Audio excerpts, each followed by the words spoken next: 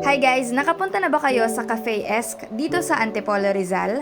Well, kung hindi pa, samahan niyo ako ngayon at bisitahin natin ang Cafe Esque. So actually, twice na kaming kumain dito ng mga friends ko at nagkikita kami dito at around midnight at nagsispend ng time together until umaga or around 5 a.m. At yun yung gustong-gusto namin sa cafe na to kasi 24 hours open siya, which is convenient since iba-iba kami ng oras ng trabaho at hindi kami makapagkita during the day. Madali lang rin puntahan ang cafe na to kasi nasa bungad lang siya at nasa tapat lang ng Inares Center dito sa Antipolo. Kumbaga, isang sakay lang din siya mula sa Cubao, Quezon City. Hindi rin ganun kamahal yung food and coffee nila compared sa ibang cafe na medyo pricey, pwede na siya. Ang paborito ko dito is yung pasta nila na Alfredo at pwede niyo rin itry yung kanilang chips and fries na sobrang sarap din. Nagre-range yung coffee nila ng around 130 to 200 pesos depende kung hot or cold or yung iced coffee. Yung food naman nila is 200 pataas. At nakakatuwa rin kasi meron silang free wifi na abot sa taas or sa second floor nila. At tignan nyo naman, nakapag-live pa ako sa TikTok kasama ng mga friends ko kaya na-testing ko talaga na okay yung wifi nila. Sulit na sulit yung bayad kasi makakapag-internet ka habang kumakain ng pasta nyo or ng coffee nyo. Perfect for studying or working pero just take note na paggabi or there are times na medyo puno yung cafe kaya agahan nyo rin para makapag-reserve kayo ng seats. At ayun lang naman, I recommend na i-try nyo yung vanilla macchiato nila or caramel macchiato. Don't forget to follow and like.